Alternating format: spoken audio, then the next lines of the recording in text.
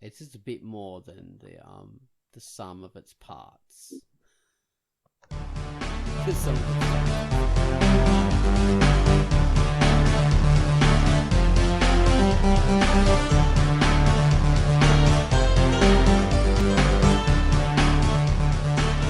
Hello and welcome to the QUACKCAST, the Drunk Duck QUACKCAST. This is QUACKCAST number 469. I'm Ozone Ocean, and with me is Tance and Baines. Hi guys. Hello. Baines. Hello. You always leave me hanging for about 20 seconds. I'm sorry. Hello. Still working out that timing.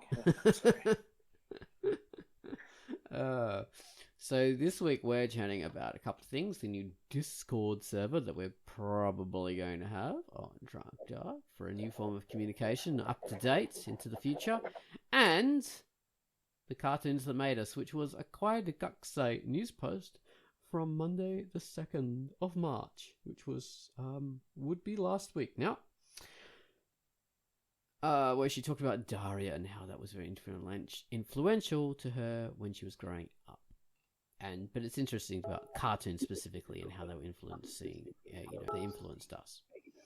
So, I've got to talk about the featured comic. Well, introduce it at least. So, the featured comic was something I did, and it is called Silly Circle. So, I'm going to talk about Silly Circle. Hello, I'm Ozone Ocean. My feature for the week was Silly Circle. This is the story of the life and times of Pete and Tom. Pete is a top hat wearing circle, and Tom is a clever triangle. This might seem like a comic about simple shapes, but there's more to it. The slice of life adventures these guys get up to are highly relatable and really quite funny. This world of shapes is surprisingly funny and enjoyable. I urge you to give it a go. The art is simplified and consistent, coloured and fully digital, because it's all done with just simple shapes.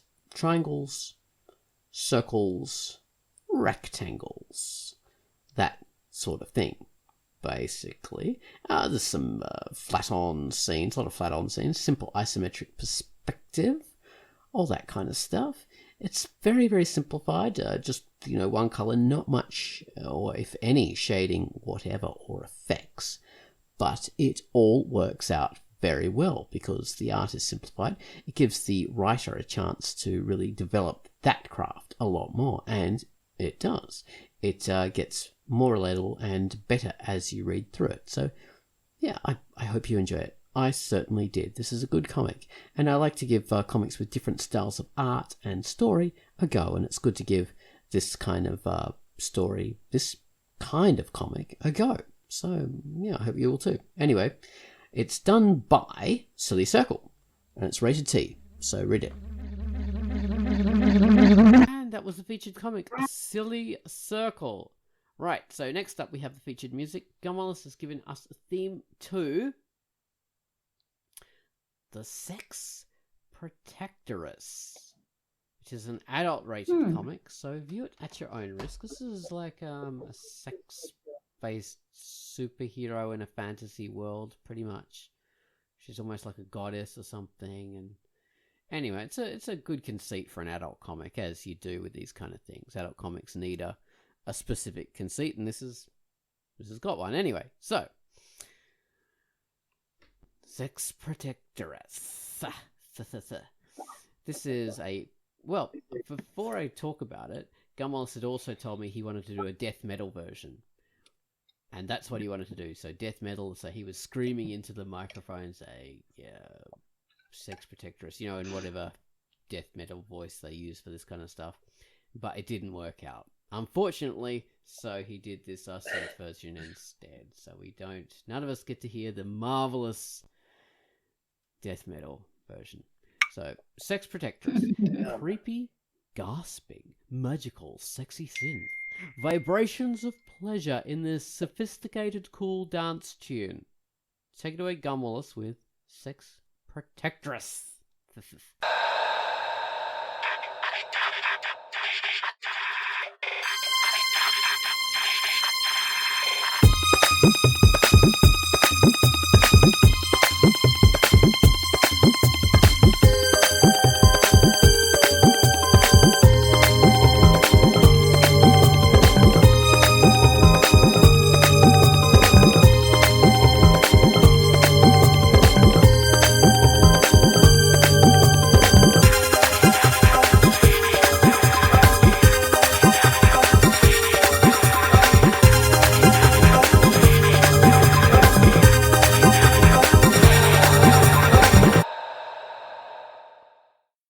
Sex Protectress. I hope you enjoyed that. It's a comic by B. Mason 33 and it's rated A. It's an adult rated comic, so view at your own risk. No young people, please. Just mature people. Alright, so Discord. We're sowing discord, as Baines commented on the Discord server. This is an interesting thing. So Bound Bun, who is one of our Drunk Ducker members, a younger member, came along and said, look, I would really love to set up a Discord server for the Dark, and I really want to do it.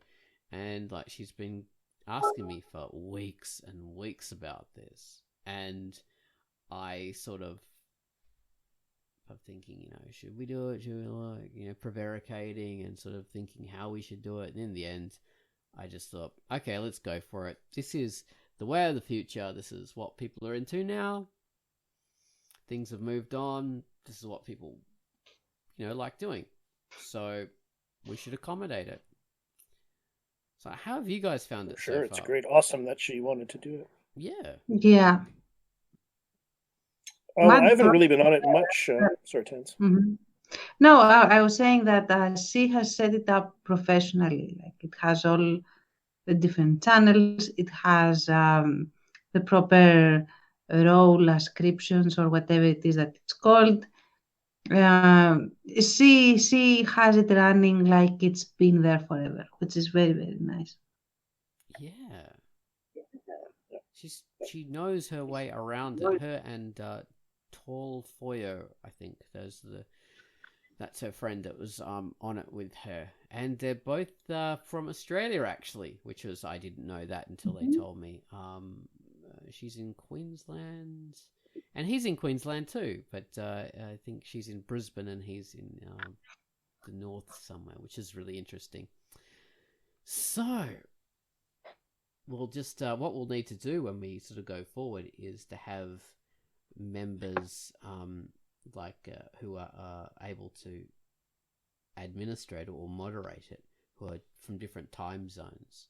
So she's in Australia, so she'll mostly be like active during a certain part of the day, and then we'll need someone, like in Europe and America and all this kind of stuff, so we cover all the time zones. And that's always a very important thing with this kind of stuff, to have someone there able to sort of handle things. But I think if we have more of our Drunk Duck members on there, there's so many people who I'd just say, okay, yeah, sure, you'll be an admin. Yep, you'll be a moderator. You'll be a moderator, because everyone's so, we know these guys, and people are they're generally pretty mature. They know what they're doing. They handle things very well. Like if, say, Bravo joined or someone like that, we just say, yeah, straight away, or, use books or whatever. This kind of people know what they're doing, and they're very sensible, level-headed. So yeah, we've got a good bunch. It's too fast for me. Like I said in the Patreon chat, we talked about this there. I'm just used to really slow communication now. So, because Drunk Duck has been moving so slow for so long, I've become crystallized. So yeah, it's hard to sort of keep up with that stuff. I just go, turn off notifications. It's like, it's all too fast. Is that like it is for you guys? It's hard to administer a website using just telegrams, but Ozone Ocean manages it. Stop. Seriously, It stop. was still, yeah, the word stop showing up. Hi guys, stop. It takes you like 6 weeks to get one of his messages. Speaking Yeah. of telegrams, I was reading P.G. Wodehouse, Jeeves and Wooster kind of this great, comedic writing from the 1920s or the 19s, pretty much. And the characters are communicating via telegram, and some of it is actually, some of the characters were able to use telephones and stuff because that technology was so new back then. And it was really interesting. And so the way they spoke on telegrams is very much the way we would speak in email now. I mean, not the stop stuff, but the very shortened communication. Or like text message. Yeah, it's like text message. But unfortunately, you have to go to the telegram office. No, you didn't have to go to the telegram office to do it. They had like a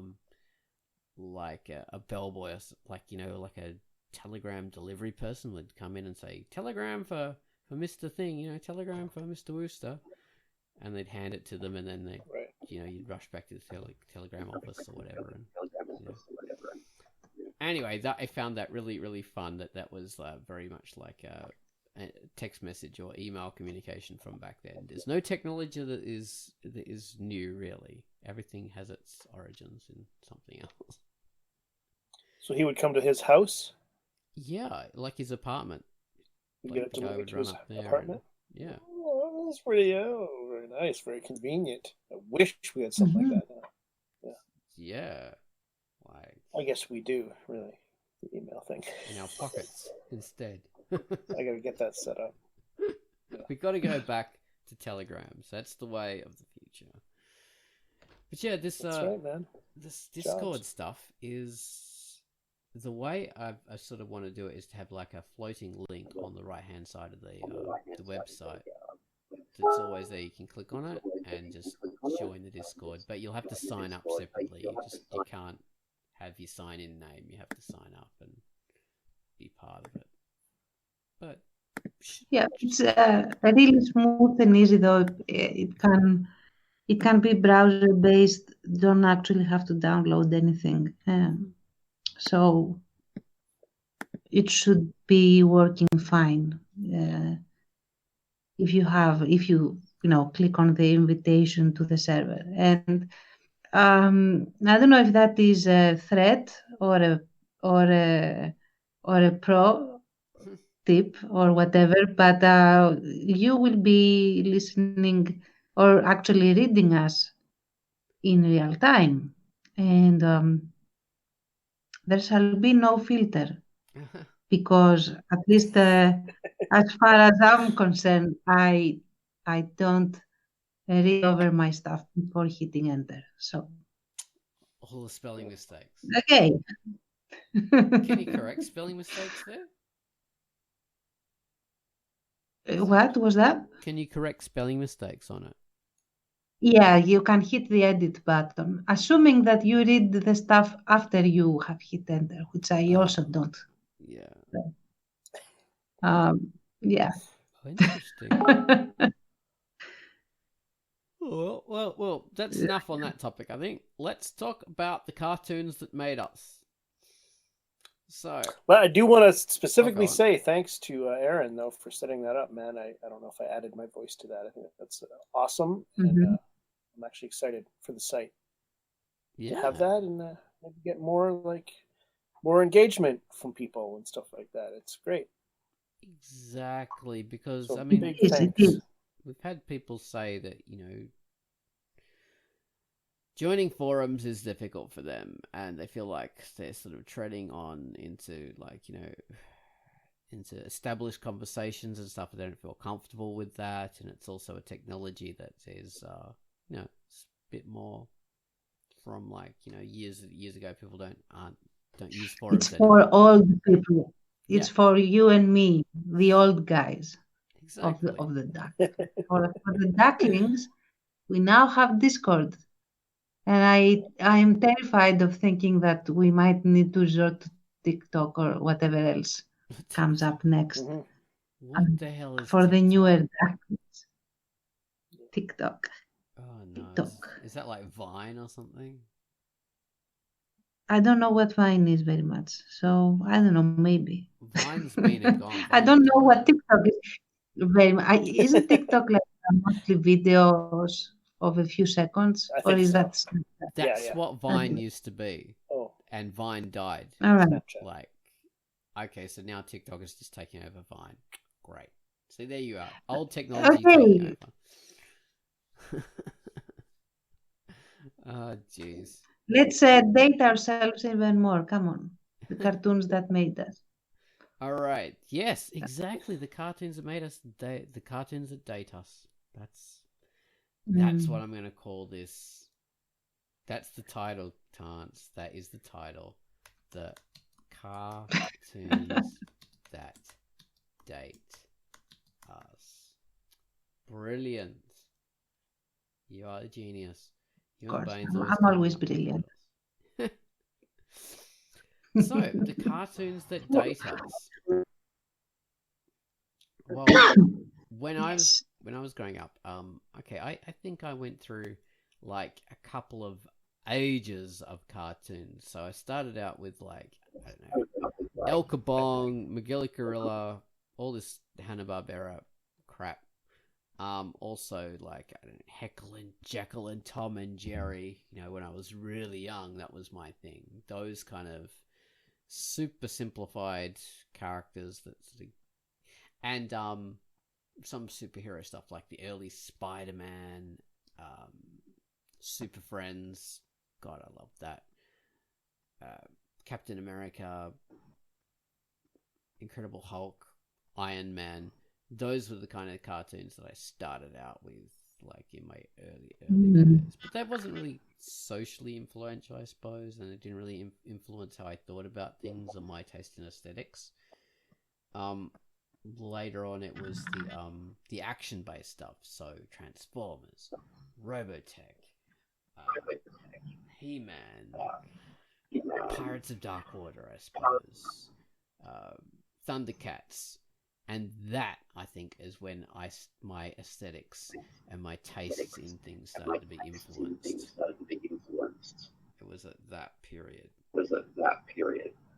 What about you guys? What was your most influential cartoons when you were growing up? Like influential, you're talking about on our writing or like just lives in general? Well, yeah, like say when you were growing up, when were the first cartoons that came along where you thought, oh, this is something really interesting. This is something that I would like to, I like this. The world of this artwork that they're showing me. I mean, this is how I think about it anyway. Like, I really love the world that is being depicted, and I would love to write that world and, become more involved in it. I thought, like, when, like, Robotech and Thundercats and stuff like that, that kind of stuff was really inspiring to me as a child. So that's what I mean. Well, I would say in early memory, like the stuff that like made a huge impression on me probably would have been the Looney Tunes, like Bugs Bunny, Daffy Duck, Sylvester and Tweety, that whole family of, and these were reruns at the time already, of course. I like Gertie the dinosaur. No, I'm just kidding. That's the oldest animation I can think of. The one about the horse running where you spin the thing. Whatever. Enough old jokes. No, it would have been like Looney Tunes, like Bugs Bunny especially, and Sylvester and Tweety and stuff like that. That I love those a lot. Stuff that I started wanting to draw and I guess kind of write and like sort of make up stories probably would have been Super Friends. That show was like, I would like wake up excitedly to watch that. And I knew enough about the comics or the characters, I guess, to know that there were some liberties taken in the cartoon. Like I knew that, the Wonder Twins didn't really belong there. Shape of a bucket of water. But there was some crazy, like deep kind of sci-fi / fantasy concepts in there way back then, even that would take a long time to really get into the mainstream. Like I remember the Dark Universe version Remember the alternate universe with the evil Not versions of the Super Friends? That was like one episode, or maybe it was a 2-part episode. And that showed up in Star Trek before, obviously, with the mirror universe. But yeah, it was like the evil Superman. What was that, sir? Everyone has goatees. Right, yeah. So, yeah, on this one, it was like, that made a huge impression on me. I don't think I saw the Star Trek episode first. This Super Friends thing would have been the first one. Yeah. So stuff like that, like kind of heroic fantasy with these really kind of like fascinating, sci-fi fantasy, space opera ideas in there once in a while. Yeah. That was awesome. That one in particular, where you had an evil Super Friends. The evil Superman crossed over and the good Superman crossed over to their world. Yeah, that was awesome. Wow. For me, the first, space opera stuff that was so influential, like I said, that's like Robotech and Thundercats and stuff like that, when that started to really grab me. I think, when you're talking about Super Friends, like Bizarro Superman, that is... Right. That is along those lines. Like, oh my god, there is a bizarro world where things are like, I mean, it's funny, it's meant to be sort of comedic, but it's also quite interesting in that, like, it's a different dimension where things are skewed and things don't work the same. So it's not an opposite. Right. It's a just bizarro, and that actually came into the pop culture lexicon when you say, "Oh, this is the bizarro version." Yeah, I mean that was a massive influence on even just the culture of fiction on screen and stuff like that, for sure, and in books too, popular books and stuff. Yeah. Bizarro. Yeah, so you guys like webtoons and tapas, they're the bizarro drunk duck. You're actually, if you're on those platforms, it's bizarro. Yeah. With a proper Superman.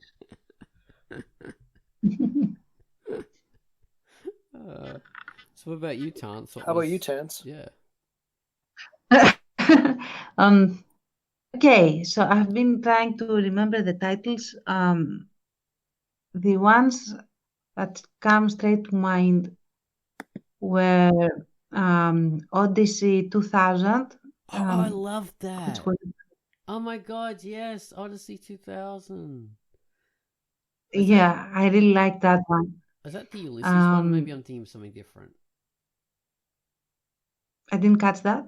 Ulysses 2000. Yeah, it could have been Ulysses, but in Greece it was the Greek name was Odyssey. Yeah. 2000. So, but it could have been in English. The other one was Nils Holgersson. If you have seen that cartoon, it's about this boy that rides. Is very small, becomes very small basically, and he rides on this big white goose and flies around places and has adventures and stuff. And it's normally a very boring animation, really. I mean, it's not an action figure stuff. It's mostly like a feel good, like a boy learns human values sort of thing. Right. But it was a very soothing, nice, Nordic cartoon. I remember that I really liked it because it was sandwiched between the action stuff, and it was a nice, lull between the adrenaline. The other one that I really remember looking forward to and liking was Candy Candy. That was an anime about, and it was actually historical fiction, and it took Greece by storm. I wasn't the only one of my cohort that was taken with this particular anime, and it was aimed at girls originally, but the boys were also infatuated with it.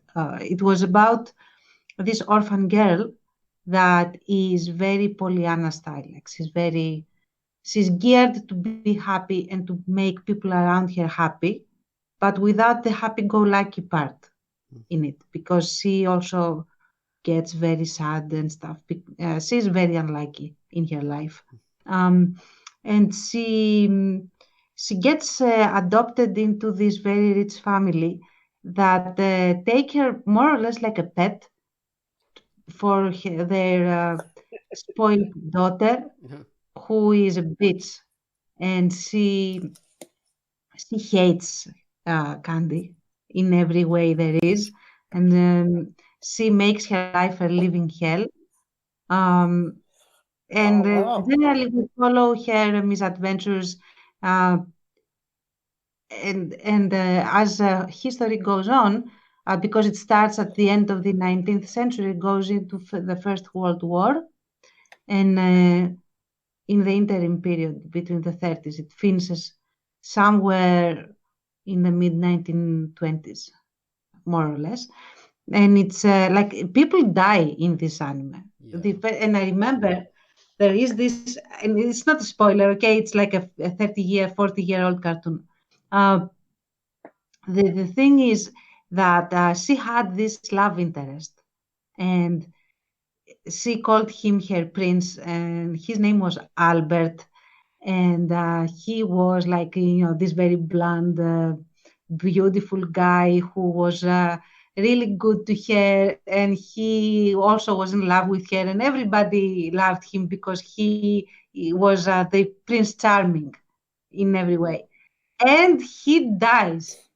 And he dies from a stupid horse accident that is caused by the evil stepsister who wanted to name Candy, but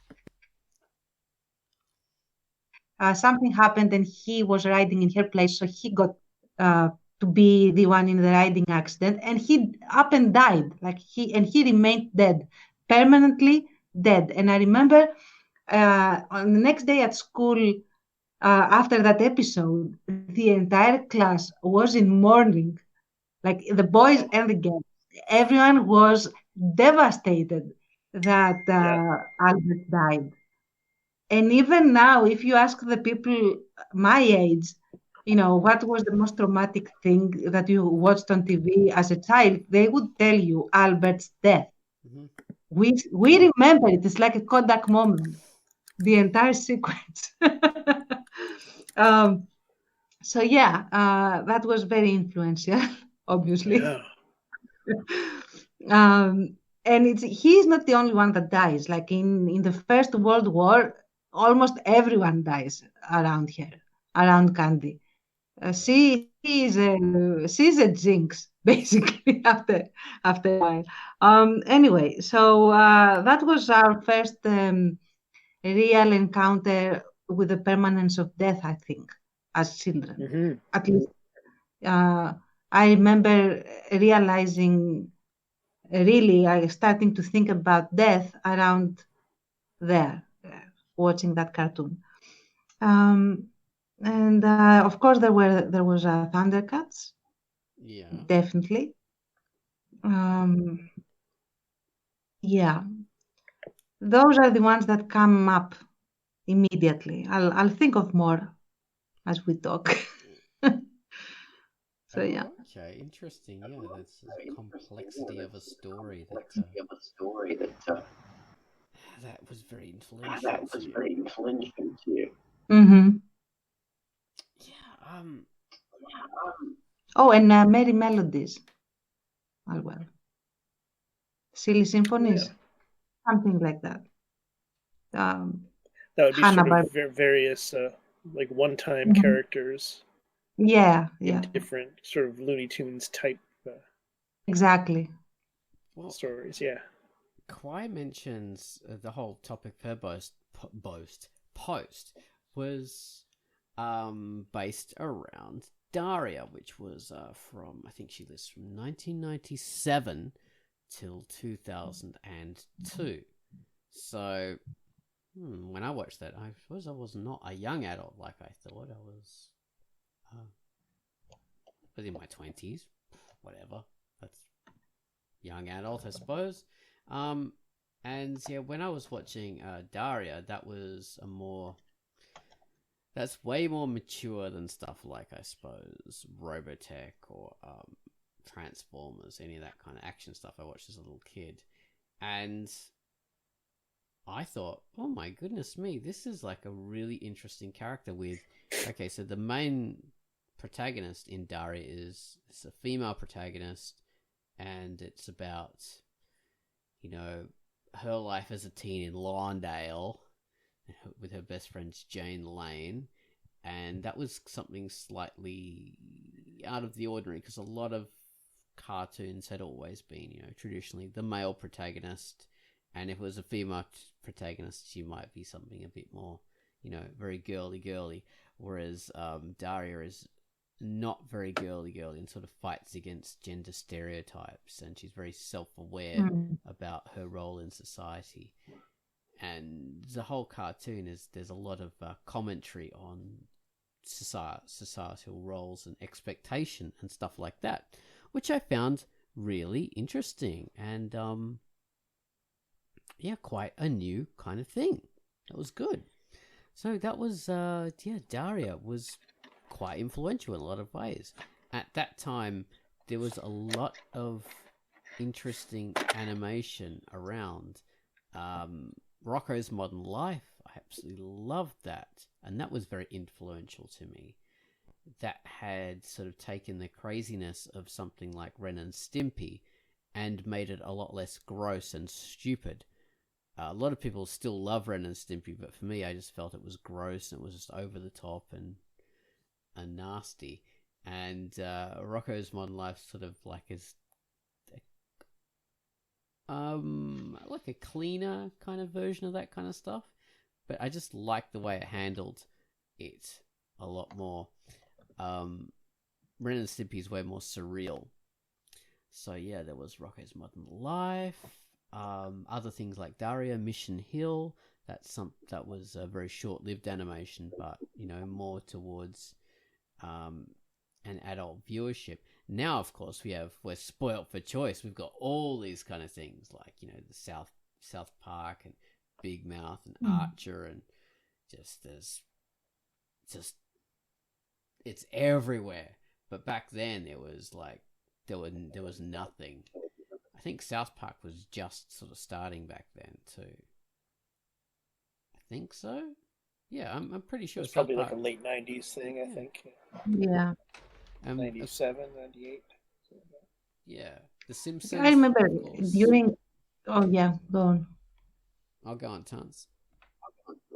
No, I was saying that when I was growing up, it was just the Saturday morning cartoons when, like, the zone where you could actually watch animation was Saturday and Sunday morning, at least over here. Yeah. So whatever you were shown, you took. And I remember there was like everyone had their own choices and stuff, like we also had G.I. Joe and Transformers, and something that was super girly and I hated. I don't remember the name of it, but it was so pink and frilly, and like I couldn't tolerate it. It was super annoying. Something like with not exactly a Barbie thing. Barbie in animation came later, but it was like a strawberry shortcake or something like that. Strawberry that something. Yeah. It wasn't something like that. It was in that particular flavor. And My Little Pony. I don't know if you watched that. Yeah.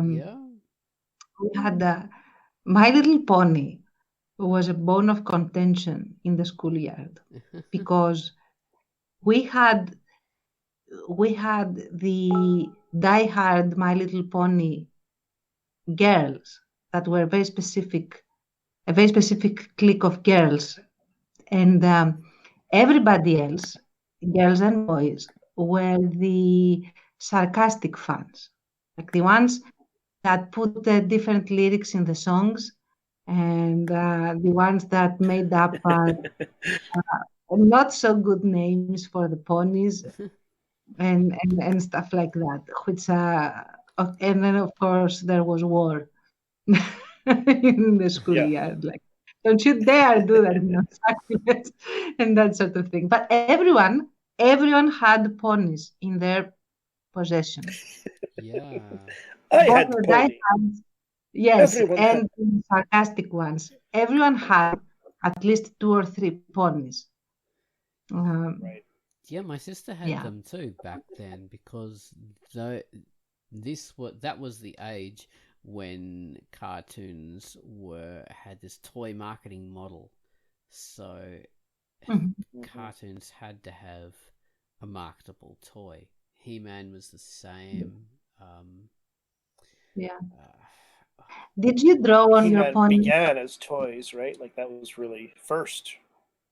Yeah. Was the pony thing the same? Yeah. Or it was like the product first? Like, and then I don't know. The one what I remember was that the ponies were really very popular because you could draw on them with markers. So, on the haunches where they used to have, cutesy designs, everyone put their own designs, like skulls and like little thunders, but the punk sort of thunders and rock band names and things like this, and yeah. Oh wow, that's way cuter. Way customized your own pony. More hardcore than my sister's one. No, she didn't have any customizing at all. That was standard. Yeah. Speaking of toys, like now I remember there was also the Smurfs were really big as well. I was just going to say that I had that collector's compulsion with the Smurfs for a couple of years when I was a kid. I don't remember it being huge in my school, like other people really doing it, but I got really obsessed with it. And I do have a little collector's kind of bug in me that pops up every now and then still. And the show has very little staying power for me, mental. Like I don't even remember it really. But yeah, I definitely collected Smurfs like pretty obsessively. Had dozens of them. Smurf was here. Oh, go on, Tons. Everyone. Oh, sorry. Go on. I was just going to say that the cartoon was one of these repetitive things. Gargamel tries to eat the Smurfs and turn them into a magic potion. Gargamel fails. That was the story. Basically.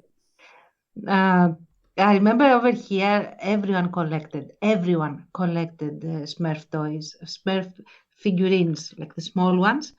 Yeah. And it was like a contest. Who would have the more number of different figurines, including the Smurf village, all the range of the Smurf houses, the toadstool, how do you call those? The mushrooms. Mushrooms, and it wasn't just the kids. Often, the biggest antagonism was between the kids' parents, like the dads especially. The dads competed with each other on how many of these toys their kids had. I don't know what was the matter with this thing, but it was like a national sport over here. Yeah. Like everyone had, and we even had fake Smurf toys that were from a different brand, and it wasn't the actual original, and that was for the like the substandard stuff, the stuff that the poor guys Smurfs were those. The crispy rice, the arsenic cola of Smurfs. Exactly. Duplo instead of Lego. Throughout the 80s. Like I think Greece probably supported the Smurf industry for that decade. I'm pretty sure. Subsidized Belgium's comic book industry that way. I think because Smurfs are Belgian or French or something like this. That's where they came from. That's big import from there. For me, one of some ones I fondly remember. Now you mentioned Smurfs, was Disney had a bit of a cartoon hour, and part of that was these heffalumps or whatever. These kind of characters were half one thing and half another. So half baboon, half horse, half banana, half monkey. They had these weird things. That wasn't very good. But the ones that really did strike a chord was Gummy Bears, which was that is a cartoon based on the gummy bears that people eat. American version of gummy babies. Anyway, so yeah, that was so much fun. Gummy Bears, I love it because it's fantasy setting, and it's a really cool fantasy setting with these little teddy bears acting like kind of elves almost, and they drink this potion that makes them bounce and jump around and defeat the bad guys. And I just found that really cool, and the theme song to that is awesome. If you ever look up the Gummy Bears theme song, it is so much fun. Gummy bears jumping here and there and everywhere. High adventure that's beyond compare. Oh my God! Now, Bears. see, you are making me remember more stuff now. We also had Lucky Luke a lot. Oh yes, Lucky Luke, bang bang, Lucky Luke. Lucky Luke, yeah. And we actually pronounced it Lucky Luke, not Lucky Luke. Oh. Nobody understood that Lucky Luke is that he was actually a lucky person and not his first name. So okay. And also we had Asterix a lot as cartoons. But yeah, Lucky Luke was. See, I'm still doing it. I'm still pronouncing him Lucky Luke. But he was the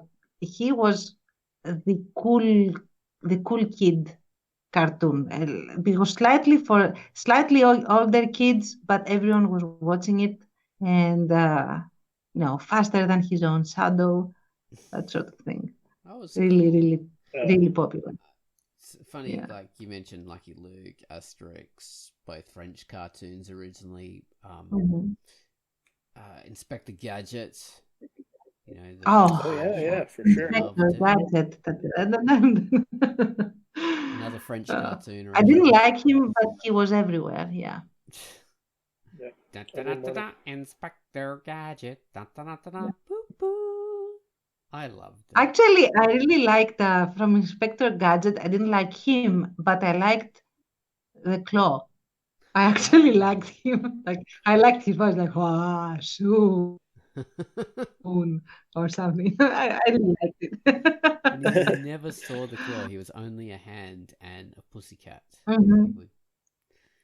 My dad didn't like kids' cartoons or anything, but he loved the cat in Inspector Gadget. He loved that cat.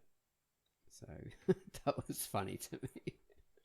The cat was snickering. The cat's snicker was the best. Like this sort of thing. Exactly. It's funny. A lot of these cartoons we're talking about have modern reboot versions. Inspector Gadget had a couple of reboots. My Little Pony definitely had a huge reboot.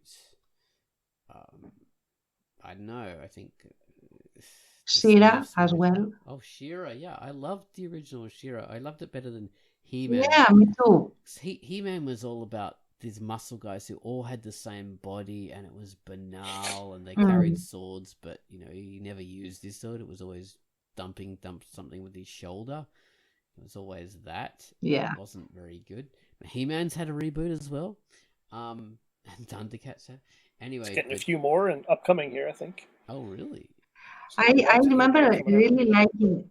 I think the first urge I had for cosplay or something like that was from Shira, the sorceress. You know, that she was wearing this headdress like an eagle and stuff. And I really liked her, although she was a secondary character. So, yeah. Yeah, She-Ra was a really cool, fun cartoon. I liked it because it was people wearing clothes. It was there was a lot more to She-Ra than there was to He-Man, I felt at the time. Yeah. It Well, was first of all, Shira starts off being already a general in the army, and she starts off being on the wrong side of things. Like she leads the enemy, and she leads. She's misguided and everything. She had nuance, and I really liked that. And she was a military leader already, so there was that. was she I started out wanted her to use her sword as a sword. She never did that. yeah, they But don't yeah. do that. But she was Adora as the bad guy? Just Adora, she wasn't Yeah. transforming. Then she realizes that she has been lied to and she turns as Adora as well, not just as Shira. So, yeah. When But yeah. these first episodes where she realizes slowly that she actually is the baddie, that was really interesting. Yeah, she was a good cartoon. So much fun. Baines, what about you in that kind of time period? Had you lost interest in cartoons by then, or? Well, there was a whole series at one point, and I don't remember any details about any of these cartoons, and I'll lead up to one that I do remember a little more vividly. But there was a series of different shows. I don't know if they were based on Conan the Barbarian or something that must have been popular at the time, where you had these sword wielding heroes. I think this might be pre He-Man, or maybe it was a He-Man ripoff. I don't know. But you had Thundar the Barbarian. Yeah. Does that ring a bell with you guys? Yeah. Black Star, ring a bell? I think so. He was another sword wielding like barbarian type guy.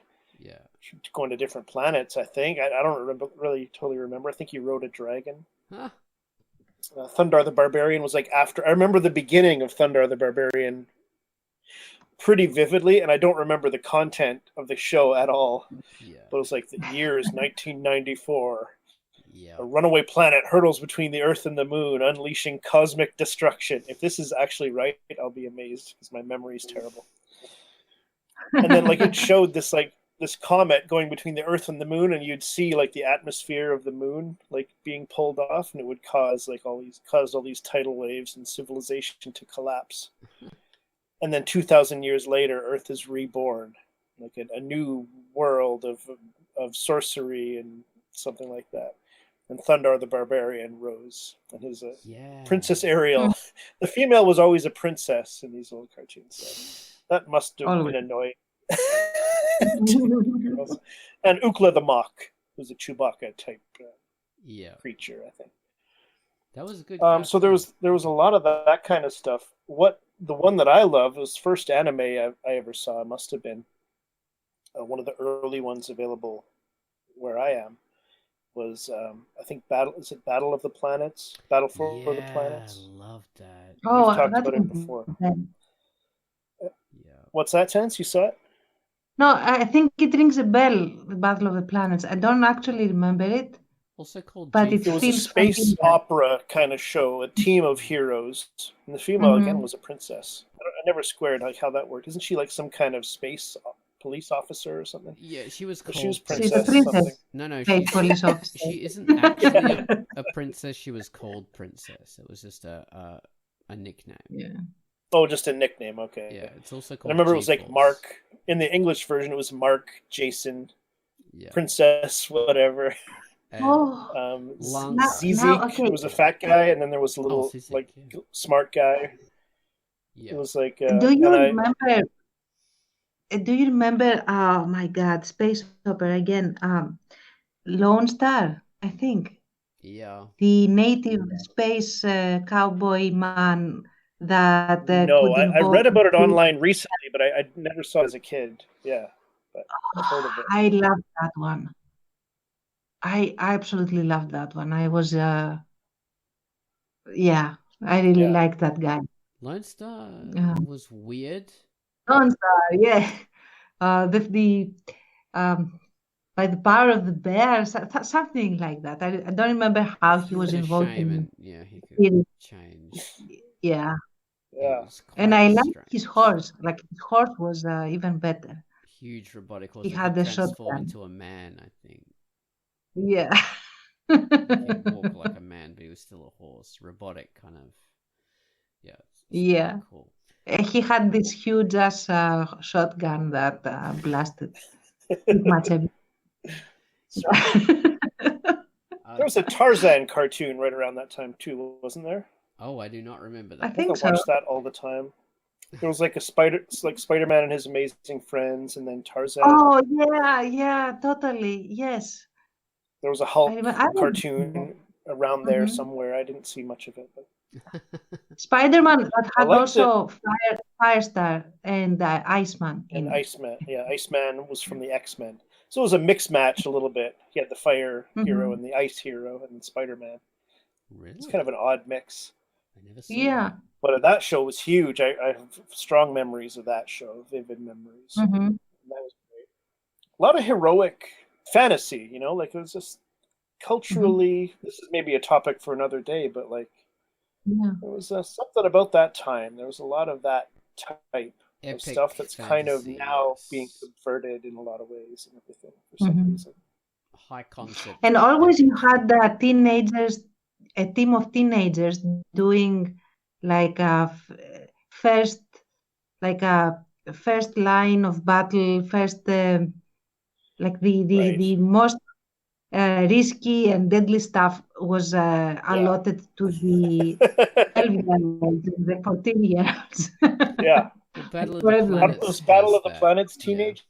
Were they teenagers in that show? Sorry, Oz. Yep, they were meant to be teenagers, and also, even though they're not, it's just in anime rules. It's the it's like people are. That always... I was gonna say that's it struck me as very much an anime thing, but I love that. Like just the artwork, like that appealed to me a lot more than the overly like characters. Western cartoons got too buff. Like I didn't mind it back in the day, but then later it was like exaggerated with He-Man. Yeah, it was like too much, and I really liked the anime thing, the cell shading, which I don't remember if Battle of the Planets had that. It probably did. It did. It was very realistic. I wouldn't have known that at the time. I just knew the art looked better, like the animation looked better. It was very 1970s. If you watch that, you see everyone's wearing flares, everyone's got sideburns. I want to see that show again, the Battle of the Planets for sure, man. I gotta try again to hunt up that. Do you remember now? I recalled two silver stuff. Silver Hawks. Yes, I remember the name. Silver Rider and the Star Sheriffs. Yes, I've heard of it. I don't remember the show. Yeah, very vaguely. It's funny. Yeah. I remember them. That's great stuff. A lot of space opera, a lot of heroic fantasy. But this, what Tanta's talking about, so you've got cowboy space opera, Lone Star, Silverhawks, and Galaxy Rangers is like the part of that. I loved Galaxy Rangers. Loved that show. Oh, Zorro. Did you have the Zorro cartoon? No. Oh my God. Not to any great extent that I remember, no. We had the Zorro. Anime Zorro. Oh, cool. Yeah. The closest I had to Zorro was El Kabong. Which was Quick Draw McGraw the horse, dressed up with a black cape, a hat, and a mask, and he would hit people with a guitar and shout, El Kabong! That was my Zorro. We had a Zorro that was basically 19th century Batman, really. So he was, and he was always like super young. Like he's not supposed to be that young, guys. He's not 18. But at the time, like when the kid is like, as a kid, to me, 18 sounded ancient. Like, oh my God, 18 years old, he is old. He's an adult, yeah. Yeah. Old. So it worked. Oh, jeez. Yeah, I do. You asked earlier if I lost interest in cartoons. Yeah. We can backtrack after this if you want, but I never really lost interest for long periods. Maybe for a short while, I drifted away. But when I came back, it would have been the comedy stuff like Simpsons, right, which grabbed me early. And to me, that was an offshoot of like the Muppet Show was like subversive, or Mad Magazine even, which I always loved too. That kind of like subversive in a good way. Now, I mean, that word has kind of been tainted now, and there's maybe a conversation that could be had about that. But then it's like comedy that would poke holes in things like Mad Magazine and the Muppets, and then the Simpsons, of course, took it to a whole other level, and then it became more comedy animation that I was into. Yeah, same with me. King of the Hill, I loved. Yeah, King of the Hill. Daria too. Yes. Yeah. Oh, I loved King of the Hill. And not ironically, but interestingly, so King of the Hill, Daria, they're both spin-offs from Beavis and Butthead. These are Mike Judge. That's right, yeah. Originals. So Daria, which I like those characters. I was never a huge fan of Beavis and Butthead, really. No, nor was I. But King of the Hill, I loved. Daria, I loved. Yeah, King of the Hill is way better than his original version in Beavis and Butthead, and yeah, Daria as well blossomed into such an interesting character that had her own voice and her own personality and point of view, whereas her original version in Beavis and Butthead was just a girl who is fangirling over those two characters and going, yeah. Oh, was that what it was? I've never seen the original version. And I think the King of the Hill character was called Mr. Wilson, I think, from memory. And he was someone that they would just prank and be mean to. Go and masturbate in his tool shed. And it probably had the same voice. Yes, he had exactly the same voice. I think we left the stuff that Tans was excited about, though, the heroic fantasy stuff. We can go back. Things did really change. I said I think we kind of lost you when we switched. I character comedy. Like I think I stopped really watching cartoons. I never lost interest, but I stopped watching cartoons like in the Cartoon Zone every week around the time when basically Nickelodeon came on, more or less, and things like Beavis and Butthead and stuff became mainstream, or at least came over here. Then I had migrated to VHS and then later CD-ROM stuff a lot. So I stopped watching the stuff that was on TV as much. And right. Oh yeah. So I'm not very familiar with them. When there was a lot more choice. Then you had way more animes and all this kind of stuff. My God, Studio Ghibli. Oh yeah. Yeah, so many things. Like if you liked the fantasy, high epic kind of stuff, then you discover like Fire and Ice, the Ralph Bakshi. If we go that area, I remember the first one that was really fantasy and it was out there and it got to me, and I still remember it very vividly. Is Nausicaa? Oh, same as me. Nausicaa. Nausicaa of the Wind. Yeah. Valley of the Wind. Exactly. Yeah. I loved that one, and I remember myself being mesmerized by the huge sort of bug-like monsters that would sort of stampede across an entire plane and everything. It was amazing. Oh yeah. I would still watch that. Yeah, Oh, like that was the first like amazing, beautiful, epic anime that I remember seeing.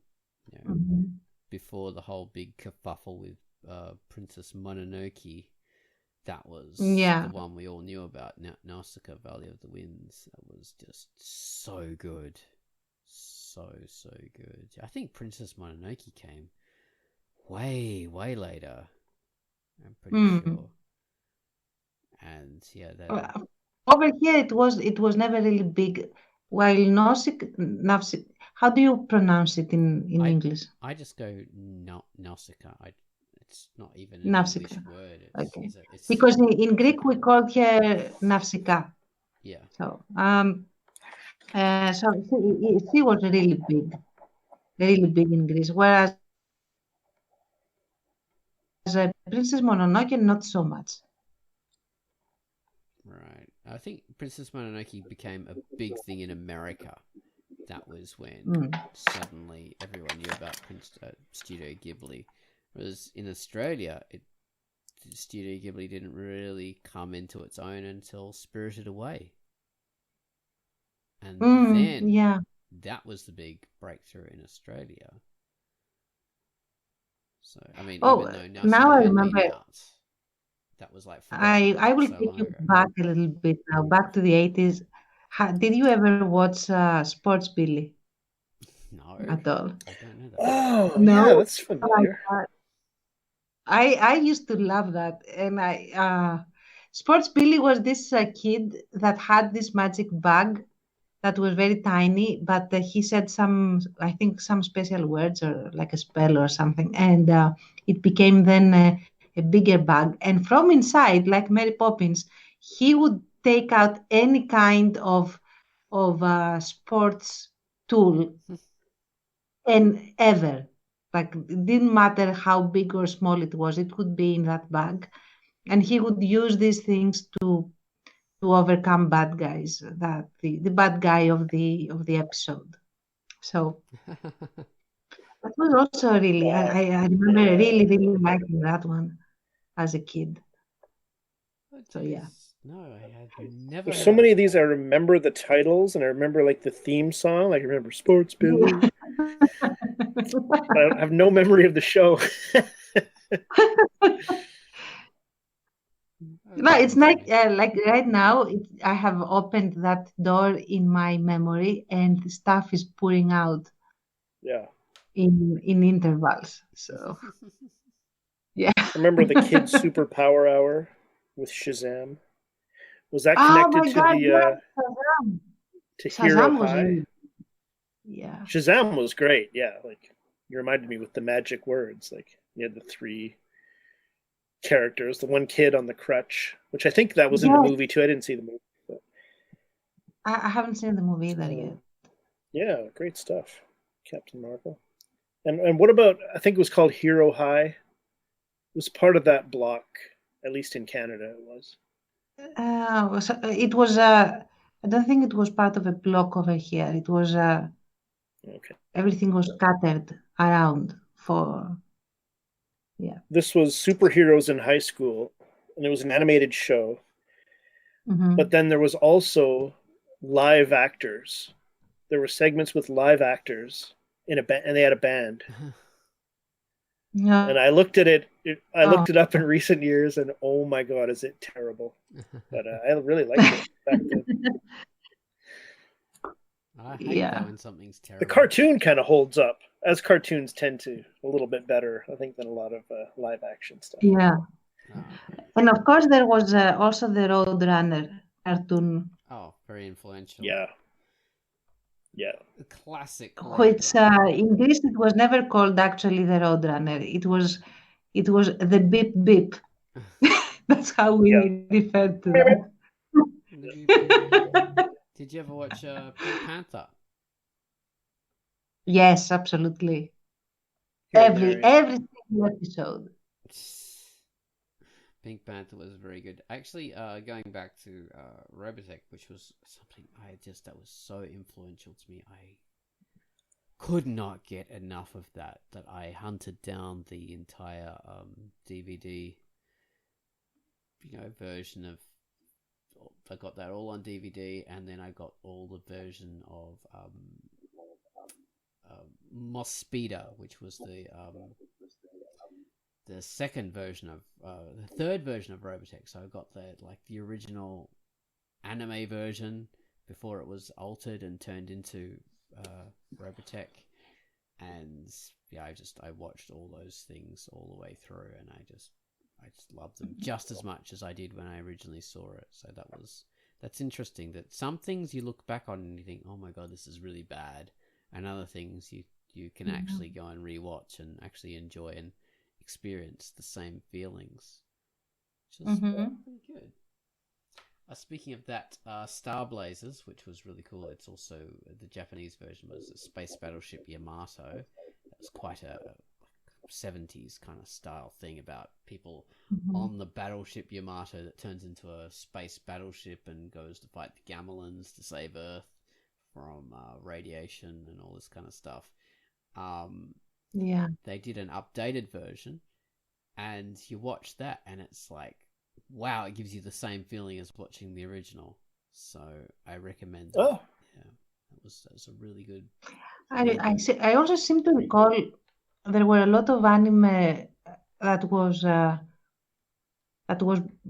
were broadcast at the time, where you had again a team of kids, usually color coded, and the girl always had pink. And they had their own like space shuttles that could sort of connect and create a bigger robot. Voltron, maybe. Yeah. Was that Voltron? I don't remember. And the robot had a katana, like a huge katana, that was to scale at the robot's size. What?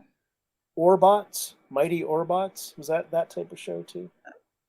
Could have been. I don't remember the title. I remember only that the lead character's name was named Ace Goodhart, and I remember that because that was the first thought I ever had as a writer at the time, like my first writer awakening, because I thought that this was very ham-fisted. I remember like. Was there any other way you could signal that he is the actual good guy? So that's how I remember that he was called that. He was Ace Goodhart. That's great. Yes. And it has stuck with me. And I remember telling myself, never name your characters that way, ever. Yeah. And I had never even thought of making my own stories at the time. But that was my first thought as a writer ever. So. Oh, that's awesome. Yeah. Well, let me think of that. Like my first thought, well, other than the alternate reality thing, which made a huge impression on me in the Super Friends, I think it would have been Mad Magazine. They did a parody of Simon and Simon. Okay. And at one point, like AJ was like the more uptight brother, and Rick was like the more earthy kind of cowboy brother. They were private investigators. I loved that show. Yeah. And, I loved it too. And in the Mad Magazine version, like they're gonna get breakfast, and AJ's like, I can't wait. I'm starving. I want a croissant and an espresso. And Rick said, how can you have that sissy stuff all the time? All I want is a tiny cup of really strong coffee and a roll. And that made me laugh so hard. And like it made me want to write stuff like that. The joke being, of course, that it's about the same thing, yeah. Yeah. Like the characters being like earnest and like being like having strong opinions but being completely wrong. Like that's what I try to do in my comic now. So going back, I can see. Oh, that's my life. That's so long ago, but I remember that panel. We should in the next cast. I think it would be really interesting to talk about the first things that made us have reactions as creators. Yeah. That would be very interesting to consider. It's probably a whole topic on that too, yeah. Mm-hmm. I'm just writing it down. First things that made us have reactions as creators. All right. Well, I think we should wrap it up now. Mm-hmm. Thank you, everybody, for listening to the QUACKCAST 469. Thank you very much. Thank you, folks. Yeah. And I hope that you enjoyed the trip down memory lane along with us. Thank you for listening. Or if you are too young, we hope you enjoyed this trip into the past that existed before these you. Historical journals. Yes. Yes, we hope you will look up this stuff and become interested in it. So it's pretty cool stuff. All right. Bye-bye, guys. Bye. Bye-bye.